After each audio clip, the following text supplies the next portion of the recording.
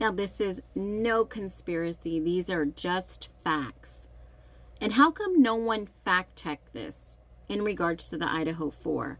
I'm going to show you each step so you clearly understand what I'm talking about. This guy right here, yes, his statement reads such as this. So here is his actual statement when being interviewed by Officer John Rosinski. Now, he says, Rosinski, seen security at the 112 King Road, K-Bar follow-up, which he had some things he needed to go follow up in regards to the K-Bar purchases in the area, and PR interview, which I just showed you who PR is. How do I know that? Public information, public video, shout out to JLR, and was it on video? Yes.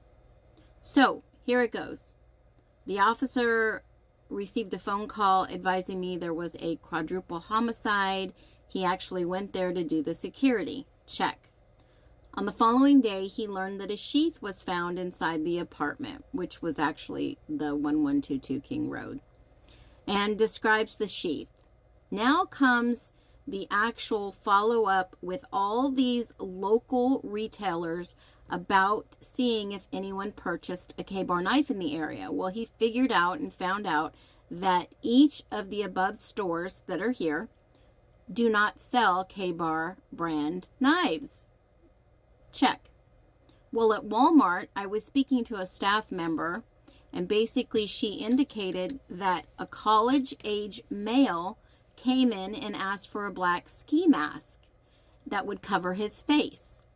She was unable to provide much detail other than he was light tan skin complexion, and said she advised the male that they didn't have any black ski masks, that they only had camo. Then she said the male walked away. Then the officer goes, obviously, to the university. I'm paraphrasing here because he has to find out who this individual is to go question him, and eventually he does find out because the PR is listed here. You know, the guy's picture I just showed you. Now, he says, on about 11:45 hours, I spoke with PR at Memorial Gym. That's at the U of I campus. Then he goes on to say, he met him at the substation on the university campus. And he's currently the blank for the fraternity, the picture that I showed you. Here it is again, just so you have fresh in your mind. I asked if he could walk me through what he did the night of 11/12/22 and the early mornings of 11/13/22. Blank said at about 6:30 on 11/12/22 he was at a party. And then he said the party was at the Tree House, which is an off-site campus house for the sorority. And then he did not know the specific address, but he said the house was next to the White Apartments, which is right across the street from the 1122 King Road. Blank said that the party he saw EA, Emily, who was with something, her boyfriend, H, we know, and that he was the only member of the blank that he recognized at the party. Blank said he left about 11 or 12 at the party.